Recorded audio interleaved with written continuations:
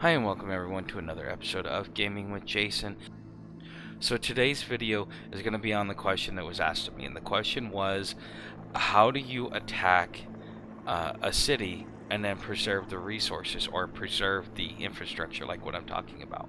And this is a really quick and simple answer, so there's nothing really that I have to go on long and drawn out about. So if you stick with me for just a second, I'll explain this process to you in full.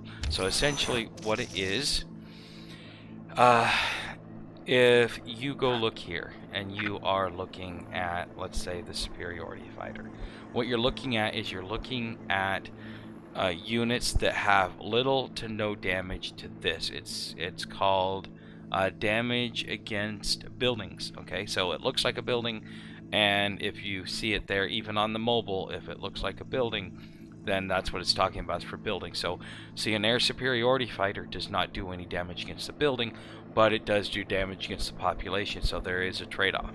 Versus if we go over here to the strike fighter, what we will see is that it does 1 damage to the building and 2 damage to the population. So it does less damage, and it does less damage as far as units go, and talking about cities.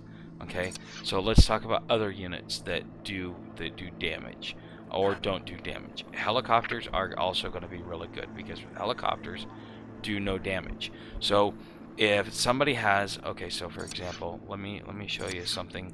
I have not built my helicopters yet. I'm still working on it. I'm like, as you see, I'm on day 4, and I just took over South Korea and some islands.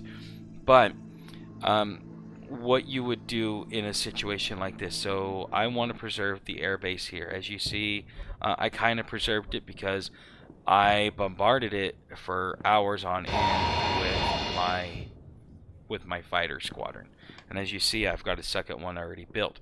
So I took the fighter squadron and I just kept nailing this. Now, did it kill the population? Well, not really. It didn't do that much damage to the population compared to what it could have done. But on the other hand, as I come in there, as you see, my airbase is at a 6. Okay, so it's at a 6. And with it being a 6, well, that means it's still operational. So that means I can use it. And so also, you've also got to look at your infantry. Your infantry do 0.1 damage to buildings. So you could send in a stack of like 3 or 4 infantry if you want in there, and it's going to do 0.3 or 0.4, but it's also going to really take down the population as well. So that's something that you've got to look at, is that even though you're not doing infrastructure, you're doing population damage. Now, so you might be asking yourself a question, well, which one is better? Which one do you recommend? And what I will tell you is this, it is based upon your gameplay. Because if you look here, I took over Seoul, and I really didn't do much to Seoul because he, as you see, he went up here. So I didn't have to really attack it too much. But as you see here, oh, and I can raise the building. So I raised that building. But as you see here, I'm getting, what is it, 148 electronics. Now, if with the airbase there, because it is operational, I am also getting a 5% bonus. Okay, and so the second thing that I want to get into today, because I know that this is going to be real quick, but the second thing that people always ask me about is resource management. How do you manage resources? And I'm going to talk a little bit about it in this video, but I'm going to go a little bit more in depth in it. Okay, your resources are based upon your city population. The more you preserve the buildings that give you the bonuses, or that give you certain things that you need. So in some buildings you need, or in some, you need some buildings, but you don't need another. You don't need to preserve the army bases, but you do need to preserve the air bases. You do need to preserve maybe like the bunker, things like that. If you can preserve the critical infrastructure, It also gives you a resource bonus, because for every level airbase that you have in a city, you get a 5% bonus on top of whatever other bonuses that you may be getting in the city. So it is having an airbase and preserving it automatically gives you a little bit more resources than the other guy had. And the main thing about this game, it is a race for the most resources the quickest, so that you could build the most units and conquer the most territory. I mean, that's the simple way of putting it.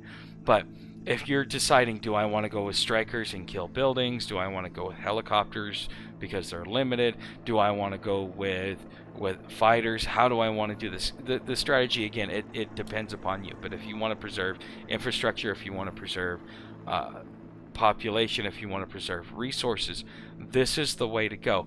But the way that you do this is, as soon as you take out the unit, you've got to stop so that you don't kill everything in there. Because if I had to drop this down to a 1, I would be getting 15 instead of 148. Okay, and that's a huge difference, because that plays out into here and what I get per hour. And so I would say that you're going to do better using things that do less damage to population and infrastructure. But if you had to choose which to do less damage to, in certain cities I would focus my anti-infrastructure. On other cities I would be like, I don't care, I just want to kill everything that's in there.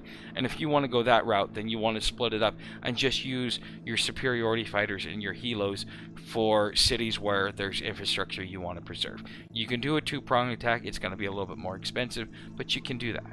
Alright, so this is me signing off. I hope you learned something.